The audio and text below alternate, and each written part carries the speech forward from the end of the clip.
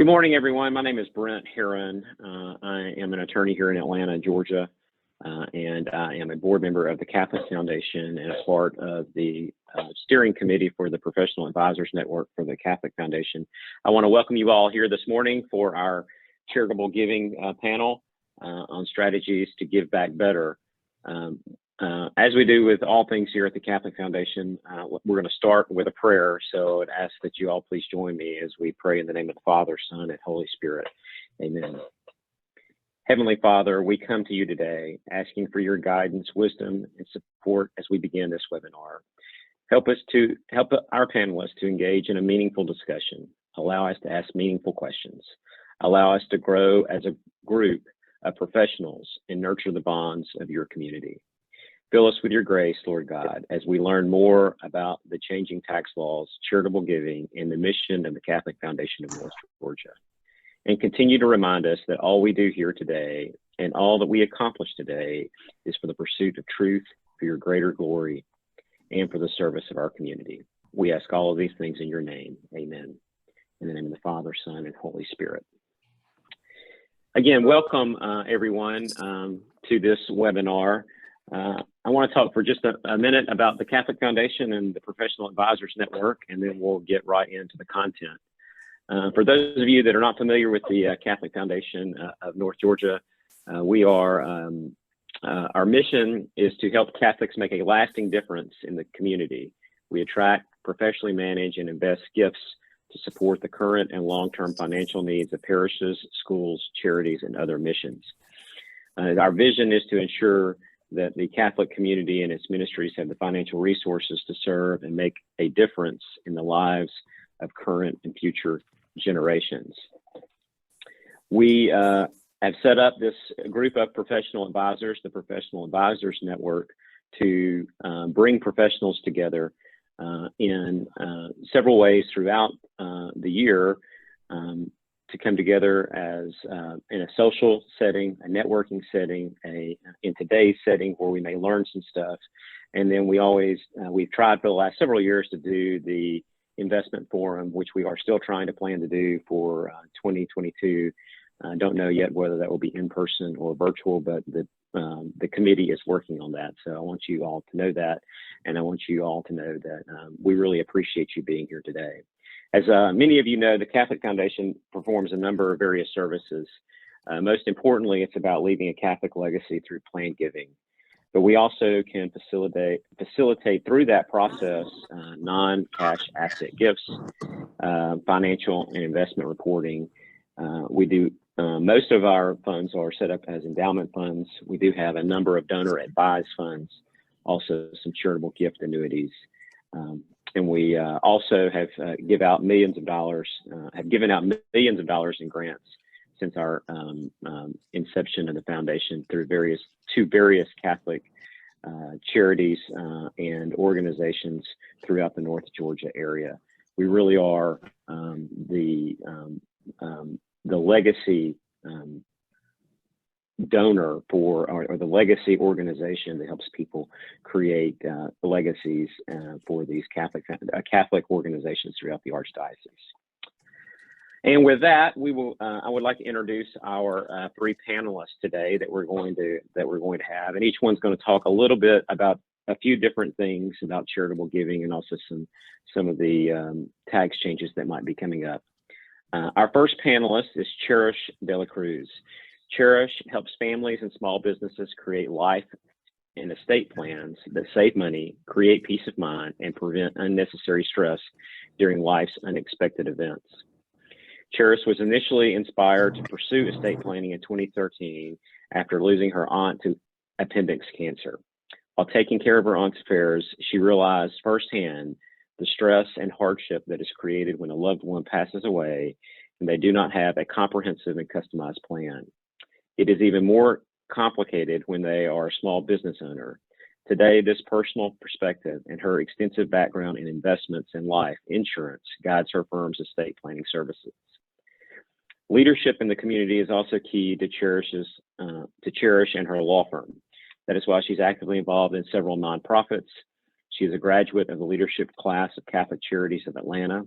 She also serves as past president of the Georgia Asian Pacific American Bar Association, was part of the founding board member of the Exit Planning Exchange Atlanta, and graduated from Leadership Gwinnett class of 2019, was chair of the Elder Law section of the Atlanta Bar Association, and is actively involved in Mosaic, Georgia. She dedicates her time to serving and educating small businesses, families, and the larger community about estate and business planning processes so that her wonderful clients can truly take charge of their life and legacy, knowing they have done everything in their power to protect their loved ones. Our second panelist will be Sabre Linahan. Sabre is a partner at Smith & Howard, the Smith & Howard accounting firm. She joined that firm in 2002. She is in their tax department. She works with many of the firm's nonprofit clients, including performing technical reviews of their Form 990s, providing guidance on ways to build the 990 into a more effective marketing tool, and planning and consulting with clients as their businesses change and grow. Her experience also includes working with a broad spectrum of privately held middle market businesses. Sabre has a bachelor's and master's of taxation degrees from Georgia State University. She is a sought-after speaker on the Tax Cuts and Jobs Act of 2017, as well as its updates, and has presented to many groups on the topic. She is a regular attendee of the American Institute of Certified Public Accountants nonprofit conference. Sabre has been a speaker at the Georgia Society of CPAs nonprofit conference and at the Southeastern Accounting Show. She attends Buckhead Church, where she is a lead teacher in Wambaland, and serves on the board of the Center for Family Resources and is the current chair of the Finance Committee. Our final panelist today is Jaime Benedetti. Jaime is one of the founders of Benedetti, Gucer and Associates, and is a partner at the firm and a practicing financial planner. He is a native of Columbia, and Jaime holds a degree from the University of Dayton and Georgia State University, as well as certified financial planner and chartered retirement planning counselor designations. Named as one of Atlanta Magazine's 5-star wealth managers, he has appeared on CNN Espanol and other national and local media. Jaime is actively involved in a number of civic and charitable organizations in the Atlanta area. In addition to advising individual clients, financial advisor, and managing principal, Jaime Benedetti has established an inevitable reputation for work in helping companies improve their qualified retirement plans, working directly with owners, CFOs, or heads of human resources. Jaime has helped companies from 50 to 500 employees enhance the overall effectiveness of their retirement plans, often at no additional cost to the company. Jaime is happily married to his wife, Christine. They have 2 daughters, Cecilia and Camille. When not working with his clients, Jaime can be found coaching and playing soccer, a sport that he played at the collegiate level, as well as traveling and scuba diving with his wife. Jaime is active in the community. He serves on the board of Column Bonitos and helps to raise money for Children's Healthcare of Atlanta. Jaime has also served as a mentor and speaker for the National Hispanic Scholarship Fund and volunteers as a soccer coach at Oglethorpe University. He is a parishioner at Christ the King. I welcome all 3 panelists to this discussion today. I'm looking forward to what they have to share with us today. I would ask that anyone that is joining us today that is here, if you would please make sure your microphone is muted. There will be an opportunity for a question and answer session at the end of the presentation, and you can unmute your microphone to ask questions, but at this time, if you could please mute your microphones. And with that, I will call on Cherish to get us started. Good morning, everyone. Thank you so much for being here today. I know that tax changes and the upcoming ways that we can reduce our taxes is key and important. But fundamentally, we want to also highlight the Catholic Foundation and the great work that they do. So if we could go to the first slide, that would be great. So as we know, and as we've heard on the news, with the change in the administration, we know that there are going to be estate planning changes that are coming down the pipe. I think last year during this presentation, we were thinking about certain things, but it was really on its way to being cemented with recent House and Ways Committee and the details being let out. So now if we're looking specifically at the lifetime estate tax exemption, we are looking at a reduction from 11 point, which it currently is now, the lifetime exemption of $11.7 million. This may impact your clients or potential donors, but we want you to make sure that you're implementing strategies to, and that you know that this is going to be reduced to $5 million or to about $6 million at the beginning of January. And so essentially it's accelerating the amount of time that you have to implement these tax strategies. So what we're going to discuss here today is I'm going to discuss the changes, but Jaime is going to detail them out more. As we can see, this is a significant reduction in the lifetime exemption.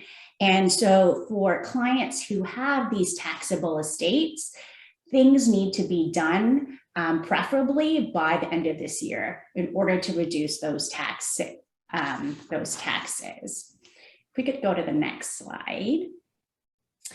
One of the key changes that are of concern of my clients and potential clients is the grantor trust limitations. So one way of reducing taxes was to put it in a grantor trust. And this was an efficient way of removing assets from individual estates in a tax efficient manner. Many estate planning attorneys like myself would use these strategies when we would have estates that could be potentially having a potential tax exposure.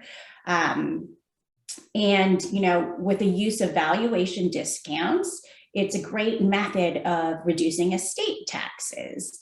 But with the new potential legislation, you want to act now because it is supposed to end.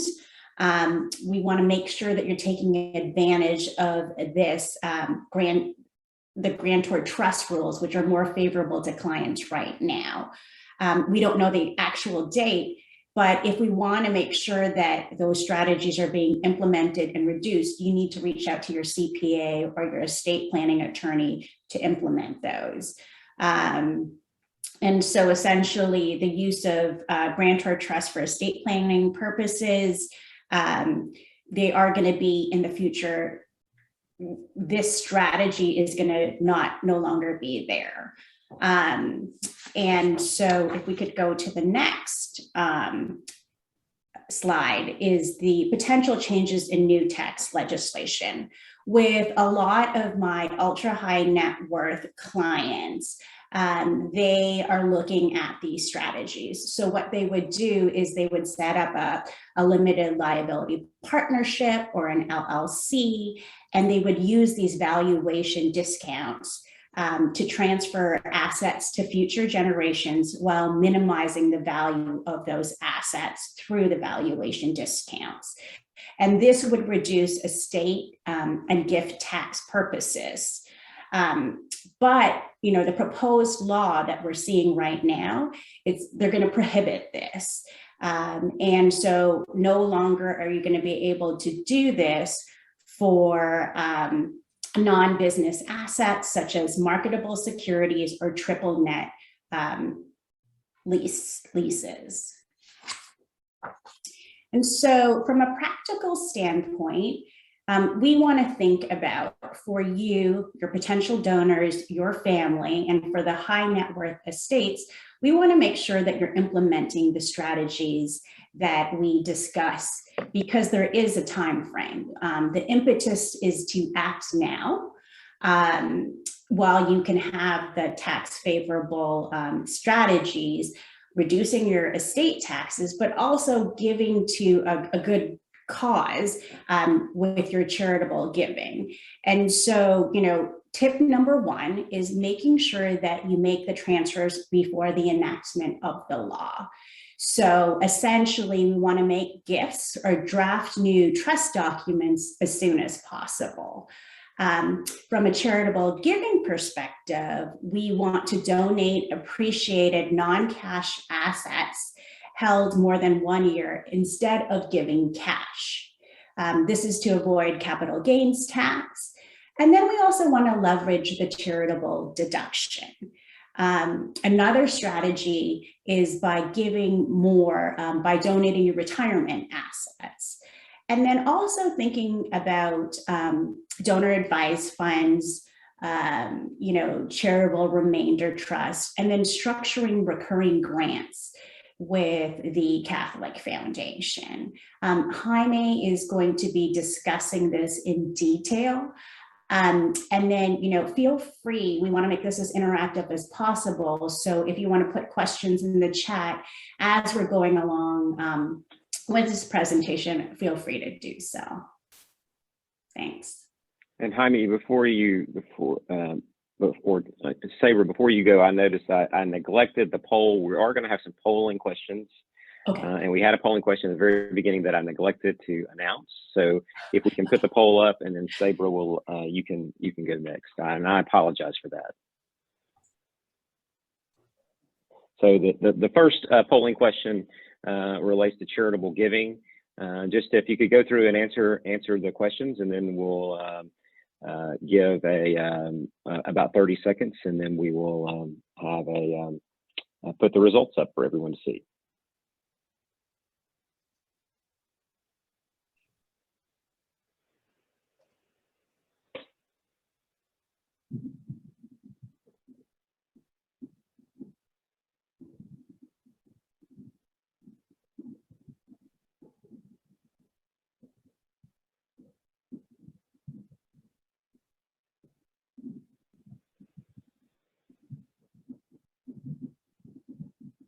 All right, I think we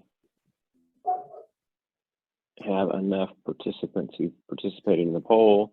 I'm going to share the results so everyone can see. Looks like for the most part, people for charitable giving are looking at their parishes, followed by religious-based nonprofits or other nonprofits, then followed by Catholic schools. And it gives to charitable organizations overwhelmingly. Looks like most people have given cash, followed by appreciated stock and a bequest in a will or estate plan. So thank you for participating in the poll, and we will do another poll shortly. Thank you. Sabre, you can start when you're ready. Great. Thank you. Good morning, everyone. As Cherish mentioned, we're in kind of an in-between state with tax law. We have what was 2018 Tax Cuts and Jobs Act that is our current tax regime. And we knew when the new administration came in that they were talking about some changes that would accelerate the sunset on some of the lower tax rates and the incentives that we got in our 2018 law. Right now, we've got the House Ways and Means Committee bill out there. That is a proposal. It's still got some debate to go through and vote. And so it's not final yet, but it's given us more insight as to where we're going in the tax system.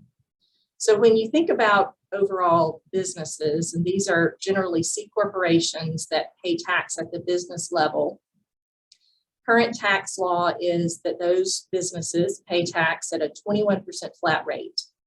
The proposal from the committee is to take us back to a graduated rate system, which will cap out at 26.5%. So some increase, but not an increase back to where we were pre-2018. If you've got a personal service corporation like attorneys, accountants, doctors, those would pay tax at a flat 26.5% rate. On the individual side, the goal overall with the tax increase is to try to protect the tax rates at the lower income bands. And so a lot of the changes that we see are aimed at that top tier of tax. Currently, if you have a married filing joint return at about $628,000 of taxable income, you're in the top tax rate. Right now, that rate is 37%. The proposal from the committee is to change that rate so that it's 39.6%. So that would kick in at the $628,000, and for more income, you would be at that rate. What I'm hearing a lot more discussion and questions from my clients surrounds the proposed changes to long-term capital gains treatment. Long-term capital gains and qualified dividends get favorable tax treatment. Under our current system, that rate tops out at 20%. So it's almost half of what the ordinary income rate is for federal tax rates. The proposal is to take that 20% rate and move it to 25%. So this again would be focused on those gains that are earned by the higher income levels. The big question that we've got is the effective date of that change is proposed to be September 13th of 2021. That's the date that this draft bill was released. And so I'm getting a lot of questions from clients about, one, can they do that, and will they do that? They can do it. They can tie the change to the release of the bill. And so it is possible that they could do it. They've done it in the past where you've had a rate change on certain income mid-year. From a practical standpoint, that's a big lift for the IRS and for reporting agencies to segment their reporting pre and post that date, really at the end of the year. And so my personal opinion is it remains to be seen if we see that date stay in place. But that is something that is going into a lot of our planning with clients as they look for what they can do for the remaining quarter of the year on the income tax planning.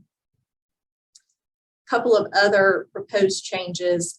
There is net investment income tax that we currently have in the law. This is a tax for if you've got about $250,000 or more of income, and you have substantial passive income or investment income. In addition to your normal income tax, this net investment income tax is also kicking in. The committee proposal, and this is a revenue raiser, is to also take S corporation and partnership earnings and have those subject to this 3.8% additional tax. And then the final one on your flow through owners is this qualified business income exclusion. This is something new that came about in 2018 tax reform, and it was a provision to give parity between your lower C corporation business rates and the tax rates that individual business owners of S corporations and partnerships paid. And so what this did is it said for a lot of these businesses, as a general rule, service businesses are often excluded, but for many businesses, the owners of those businesses could take their earnings and they only paid 80%. They only paid tax on 80% of those earnings from the business, which effectively brought their tax rates more in line to where our business taxpayers were paying. The proposal from the committee is that we keep that in place, but we put a ceiling on it so that only up to $2.5 million of earnings from those businesses can be subject to that 20% exclusion. So again, for your high earners, because of this change, they would see higher effective tax rates, since not all of that business income would be sheltered under this provision. On the planning opportunity side, when we had our 2018 Tax Cuts and Jobs Act, there were a number of limitations that came about on the itemized deduction side. I'm sure you'll remember that state income taxes and property tax deductions were capped at $10,000. That got a lot of discussion. Mortgage interest for new mortgages was capped so that the interest is deductible only up to $750,000 of mortgage debt. And really what we were left with to plan around as far as deductions was the charitable contribution. And charitable contributions has become a powerful planning tool for individuals because of the current tax system that we have. Specifically in 2021, there's a huge opportunity.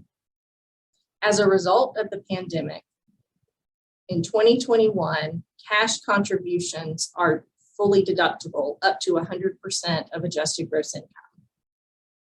And this is a wonderful opportunity for individuals who are charitably inclined, who have the capacity to make some additional gifts this year and fully get those deductions in 2021. There are a few considerations.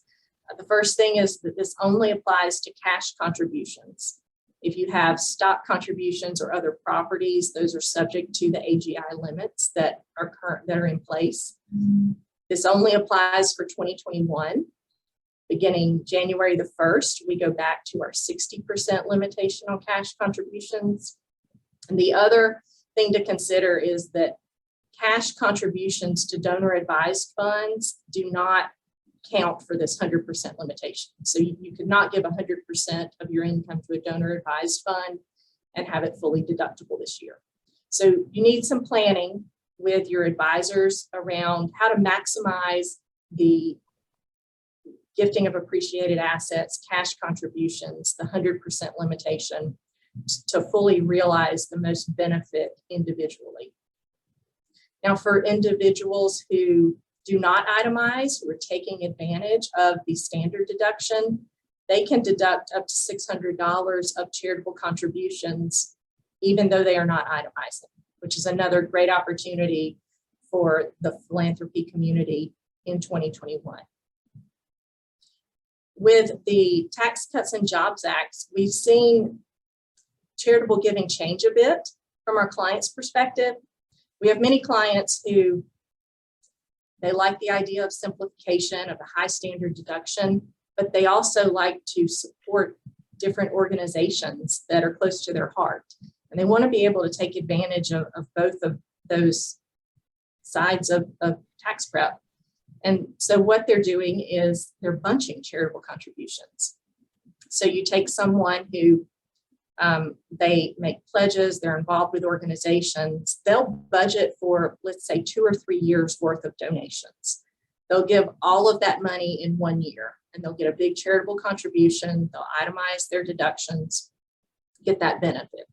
And then for the next year or two, they don't give as much, but they take the high standard deduction instead. And so it's required a little bit of different planning on their side and the communication with those organizations they support, but they've been able to accomplish both goals of simplification, high standard deduction, and also getting benefit for continued support of different organizations. The last area I'll touch on very quickly, Jaime will discuss this a little bit more in detail, but the qualified charitable distribution. This is where if you've got an IRA, you're required to take minimum distributions every year as income. Instead of taking those individually, you can direct a portion of that required minimum distribution directly to a charitable organization. I've seen this be very popular in the school side of nonprofits, particularly where you have alumni who have worked their full career, they're now retired, they have the assets so that they could support their school through this QCD option. And I've also seen it with looking at the grandparents of your current students. Many times these grandparents want to know what they can do and how they can be involved to support the family and to support the school. And this is a great communication that you can have with that group of individuals as an option for their charitable giving. And I will, from there, I'll turn it over to Jaime to take us into retirement plans. Great, thank you. And Jaime, just before you start, I just want to also point out, if you could, if anyone has questions along the way, if you can post them in the chat. We're going to collect those questions and we will ask those questions to the panelists at the end of the presentation. Sorry for that interruption, Jaime. You may begin. Thank you. No worries. So like any good financial advisor, I'm going to begin this conversation with some disclosures. None of this is financial advice. This is for educational purposes only. And I'll take that a step further and say that as far as tax law, the other panelists are much more qualified in this area than I am. This is a lot of information I've gathered from various resources that we have, but I'm no expert in tax law. So that said, I'm going to start out with some proposed changes to retirement plans. And I'm going to go through this pretty quickly because I think of all the information I'm presenting, this is probably the least pertinent to charitable giving. But if you, I can go in deeper. So if you've got questions, just post them in the chat and we can come back to them. So there are a lot of proposals, many of which end up getting thrown out, but these are some of the more reasonable ones we've seen. The first one is requiring automatic enrollment for 401ks. This is something that already exists, but it's not mandatory. The issue here is that it can be operationally onerous, particularly for smaller plans and smaller businesses. A second proposal we're seeing is increasing the required minimum distribution age. So this has already happened. It's increased from 70.5 to 72, and there's some proposals to continue increasing it gradually all the way up to 75, just as life expectancies get longer. Another proposal is to increase catch-up contributions. So currently the catch-up on a 401k at age 50, you can put in an additional 6,500. They're proposing to increase that even further as you get to somewhere between 62 and 64. And then the last two bullet points on this slide are a little more technical, and this has to do with the way that employer contributions are taxed. Currently, they're all traditional contributions and are tax deferred. These are proposals to allow employers to select Roth contributions. One of the more interesting proposals is around student loan payments. And this is allowing employers to use student loan payments as elective contributions for the purpose of making matches. So as an example here, if I'm an employer and I match 4% on my 401k, and maybe I have an employee who's not contributing to the plan and they're not getting the match, but maybe that same employee is paying 4% of his or her salary to pay off their student loans. Well, this would give me the ability to match on that portion. In other words, I would make a matching contribution into the plan on the amount that employee is paying to their student loans. And then this last bullet point is, again, this is talked about pretty regularly, but it's essentially forcing smaller employers to have some type of plan, in this case via auto enrollment with an IRA. It's possible that something like this gets enacted, but again, this is something that for a small employer can be pretty operationally difficult. These are maybe the ones that are a little bit more relevant to raising tax revenue. So it's rare, but occasionally you will see someone who has an IRA with a very large value, let's say over 10 million or over $20 million.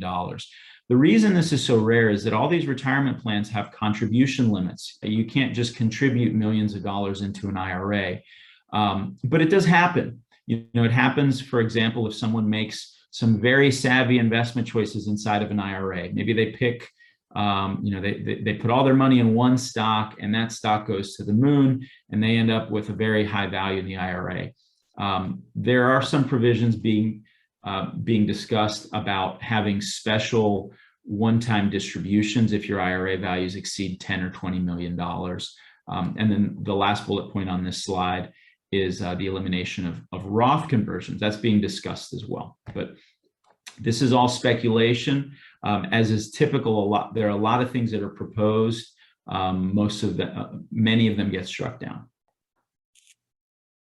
And now I want to shift gears maybe to the more relevant aspects, at least for the purposes of the discussion tonight, this morning, and talk a little bit about the tax law changes from the perspective of what Biden initially proposed, what we're seeing now in the House Ways and Means Committee, and then also just about the political climate and the possible outcomes, because all of this is speculation. And while we think certain things are more likely than others, the reality is none of this has been passed yet. And what we expect is that what you see, if something gets passed, it's likely going to be a little bit more moderate than what's initially proposed. Like any negotiation, people start out at the extremes and work their way to the middle. And in particular, like if you look at Biden's initial tax proposals, even though we have a democratically controlled House, a democratically controlled Senate, and a Democrat in the White House, The Senate is controlled by a razor-thin margin. And the reality is you have some centrist Democrats and a lot of Democrats that maybe come from more centrist states where the election was hotly contested, and they're just not going to go for anything too drastic because it's going to affect their reelection campaign. And so the likelihood is that you do see some tax increases, but the more extreme things that are being proposed get scratched. There's also the possibility that nothing gets passed. I don't think that's likely, but the Democratic Party does have its own factions, and you have a progressive wing of the Democratic Party that's really pushing for more extreme change. And they're, in a lot of cases, they're digging their heels in and saying, we're not going to vote for anything other than, you know, what we want. And they're sort of trying to hold legislation hostage. I think it's unlikely that nothing passes, but they do have to come to some consensus. And then Sabre talked a little bit about the timing of the implementation. This is also up in the air. I think the effective dates of newly enacted provisions are generally expected to be January 1st, 2022, but this could be different for different provisions. As an example, if we just look at the language in the Biden administration proposal, it said these are required to be recognized after the date of announcement, which was late April of 2021. If we look at the House Ways and Means proposal, they chose a date of September 13th, 2021, as Sabre mentioned, but both of these dates have passed and we don't have legislation yet. Historically, what often happens is that the proposed effective dates for capital gains increases often slip to the date of the enactment of the legislation. And that's what we expect to happen. But again, it's kind of up in the air. In terms of opportunities, this is a tough one. I mean, we have had some clients realize capital gains before year end, just because they're concerned that rates are going to go up. They had appreciated positions and they chose to go ahead and realize those, pay the capital gains at current rates. You know, there's the possibility that rates get enacted retroactively. They could do that, but we think, all things being equal, it's more likely that it happens at the beginning of the year. So maybe moving on, this slide shows the initial Biden proposals compared to what current tax laws, and I'm just going to highlight a couple of these. I think if you look at the step up in basis, which was initially proposed, at a high level, it appears that the Biden administration proposals to tax capital gains at death and require carryover basis at death lack sufficient support and are likely going to be dropped from the reconciliation process. And maybe another one on here that's kind of interesting, if you look at the bottom at the state and local tax deduction, this one we think is a lot more likely to pass. And this is essentially a kind of, I guess part of the reason is it's a little bit more politically expedient for high tax states, because when the state and local tax deduction was lowered, the states that suffer the most are the ones with higher state taxes, because their residents can't deduct as much of that tax. If it's a state with no income tax or with lower state taxes, their residents don't really care. And so what you see is under this proposal, there's maybe somewhat of an exodus of high earning individuals from higher tax states to lower tax states, which you could argue happens anyways, but this exacerbates it. So ironically, this is something that would decrease tax revenue, but we think it's likely that this gets increased just to benefit some of the states with higher income tax or higher state tax rates, which tend to be predominantly Democratic.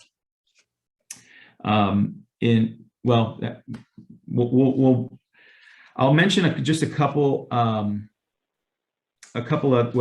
we'll skip through. I tell you what, let's move on. We can always take questions because I think for the sake of, we have a poll. We have a poll here, so let's put the poll up and then we can move on to the next topic. So Angela, if you could put that up, thank you. We'll leave this up for about 30 seconds if everyone can take a look at the questions and answer them, and then we'll post the results.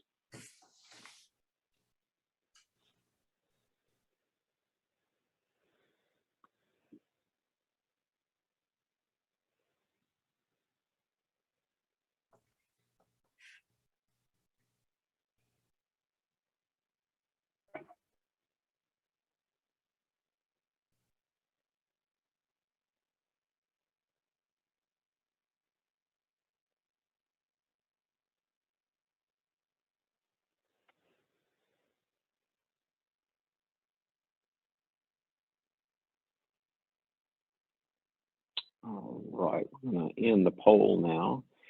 And the first question is, did you know the Catholic Foundation can help facilitate gifts and assets to your parish, Catholic school, or nonprofit? About 78% of you knew that already. 23% of you did not. We're glad all of you are here, but especially those that did know that the Catholic Foundation could help facilitate those gifts.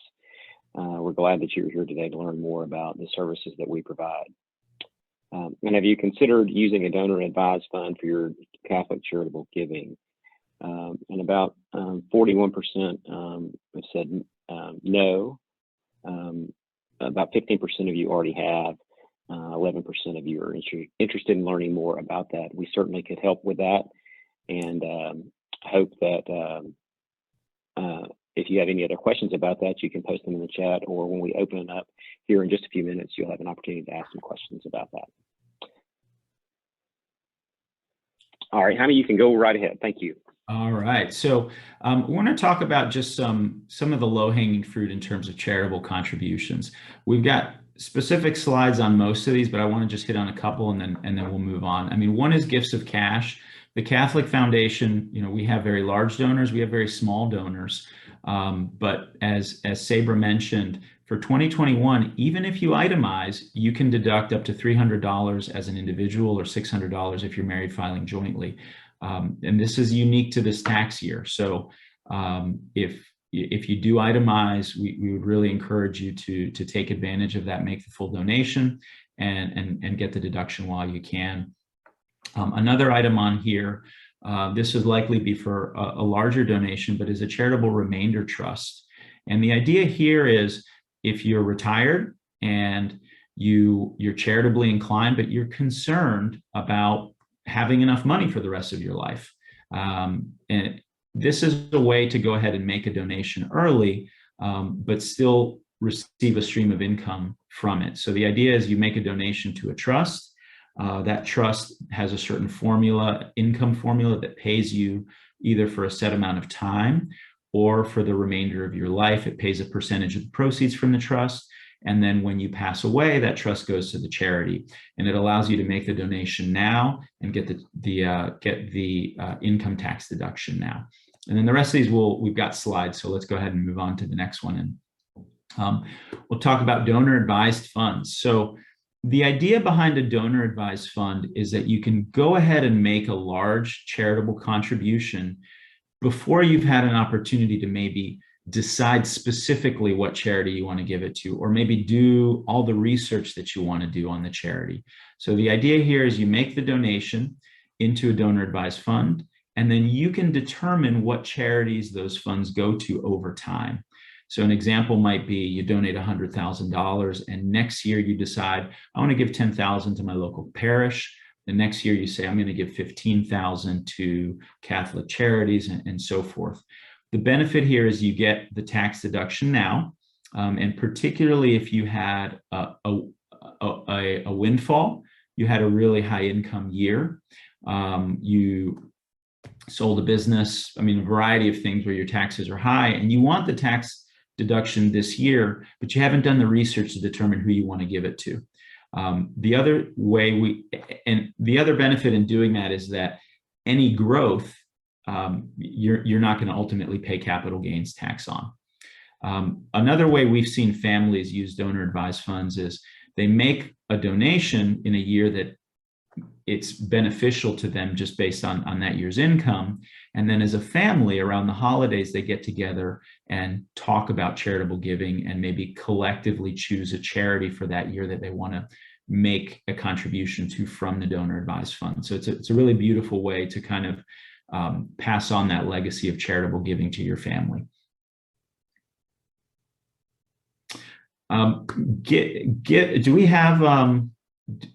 Do we have a poll question for this one? I don't believe we do. That's okay. All right. Well, we'll move on. So, gifts of securities are a real. I think in terms of charitable giving, this is one of the most advantageous from a tax perspective. So, if anyone has highly appreciated securities, you have the ability to donate those, and and get a tax deduction based on the full value. Now, this is limited to a maximum of 30% of your adjusted gross income. But as an example, if you've got a portfolio and maybe you have some Home Depot stock you bought in the late 90s with a really, really low cost basis, and if you sold it, the lion's share of those proceeds would be taxable. If you were to sell it, you'd pay taxes on the proceeds and then use that money to make a contribution to a charity, versus if you donate it specifically, you can deduct the full value and not pay capital gains tax on it. So it's really a win-win, particularly as you're looking at your portfolio. If there's assets that you need to sell to generate income, you can really cherry pick your highly appreciated assets and donate those. Another area to consider here, with the rise of cryptocurrencies, I mean, we have seen more and more people that, you'd be surprised that have Bitcoin that they've held for 5 or 10 years and at a very, very low cost basis. The Catholic Foundation can also help you facilitate, whether it's stock, whether it's cryptocurrencies, they can help you facilitate gifts in kind. And this is one that that Sabre already touched on, but a qualified charitable distribution, this is also, I think, really common. So if you are over 70 and a half, you have to take required minimum distributions, but you don't need that income. Well, we end up with a lot of clients that are in that position, and they end up taking the required minimum distribution and then just depositing it into a taxable account and reinvesting it. So this allows you to donate that RMD directly to a charity, and it really never hits your tax return. You never see that taxable income on your tax return. So something to consider if you're taking required minimum distributions. I want to thank all of our 3 panelists today. We've had at least one question in the chat and some others that I want to run through and before we open it up for questions to the audience. The first question in the chat was whether or not these the grantor trust rules that were discussed earlier are going to apply to grantor trusts that are currently in existence, or does it only apply to trusts that are created after the law goes into effect? And I'll take that question. So it's basically going to be grandfathered in. So if you already have a GRAT strategy that you're using now, any contributions that you have made thus far prior to the date of enactment will be grandfathered in. So let's just say it's a January 1st. You want to make sure, let's just pretend like it's January 1st, 2022. You want to make sure that all contributions in the GRAT strategy has been funded prior to that date. Any contributions after the date of enactment will be taxable. Perfect, thank you. Another question that has been proposed is if you, for the retirement plan issues that we talked about, has there been any discussion that these types of proposals might pass outside of the tax reconciliation package?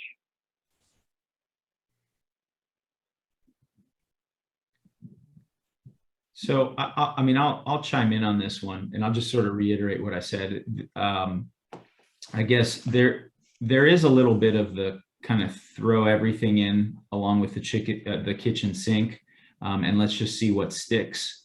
And so you do see a range of things proposed, some of them quite extreme. What tends to happen is that the moderate ones end up going through, and the more extreme ones get struck down.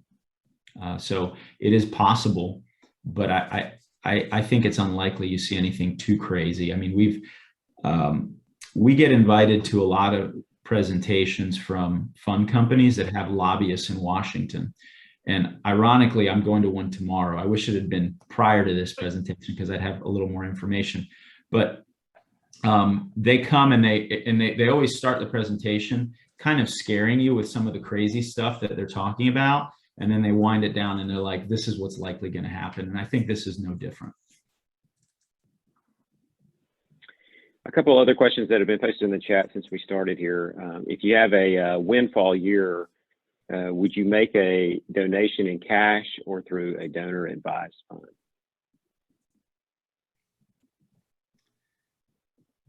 I think a lot of that depends on, if you already have a charity selected, if you're doing it this year, you can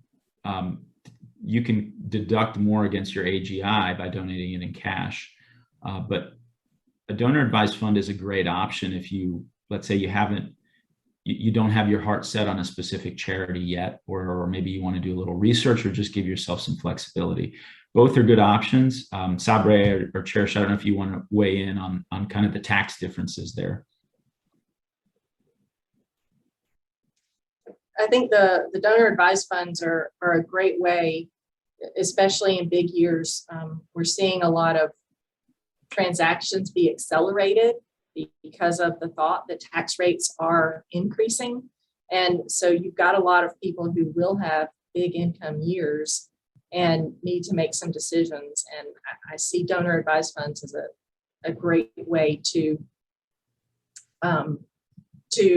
help them manage some of the gain that they're having from those transactions. Oh, just to add to that, just from a practical standpoint, a lot of my clients who are charitably inclined love the flexibility of donor advised funds. And so for them, it's, they're thinking about an endowment, or they're thinking about different strategies, and they know that they want to give, and that might be, reduce their taxes, but ultimately they love the flexibility of donor advised funds. So, getting with your financial advisor on that is key, so that you can make those elections, but still have the flexibility. And then you don't have all of the technical requirements for, endowments and all of those other things, but still get that tax advantage. So from a practical standpoint, and to simplify the process, if that's what you want, donor advised funds, I think, are the way to go. Perfect, thank you. Another question we have in the chat is, how much do you anticipate donor advised funds being impacted by the upcoming tax changes? For instance, the Accelerating Charitable Efforts Act. I think just people are becoming more aware of donor advised funds. And so the popularity is increasing, especially in light of all of the changes. And so people, and this is why we're bringing this presentation, because like if we were looking at the poll questions, people didn't realize who are in our audience and who are also among our parishes and potential donors. They don't realize the flexibility of donor advised funds, how easy it is to set up, or how we can be flexible in those things. So I think education is a key strategy that we need to reach out to potential donors, and then making sure that that we tell them it's easier than setting up an endowment and all of those other things. So I think education is so. Well, I think as collectively, as I see financial advisors and work with CPAs, we'll see the rise of donor advised funds, because it has become in the last year, I guess, part of a staple conversation that I have with my estate planning clients. People who are charitably inclined and they know that they want to give, because that is key part of their charitable giving strategy. Brent, I'd like to add something too. Is that? Yes, go right ahead. Dave. Okay. Also, we just see a lot of people setting up donor advised funds with appreciated stock or other appreciated assets. So that allows them to put it in a fund where maybe they didn't want to give it all to one charity, but they can, put it in there, not pay the capital gains tax, and then spread out their giving over time. So the other thing about a donor advised fund at the Catholic Foundation is that the investments are in accordance with the bishop's socially responsible investment guidelines. So people can be confident about that. Thank you for that. We have just a few minutes left, and I know there's some other questions, and there's at least one other question in the chat. But before I get to that, I do want to open it up if anyone wants to ask a question.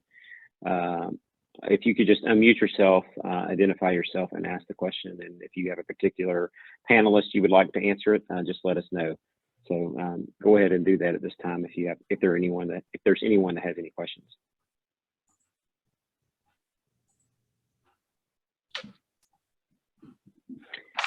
Not hearing any, then there's one last question in the chat we can put forward, which is if you could explain the possible changes in the carried interest taxation, and are there any good tax strategies for 2021?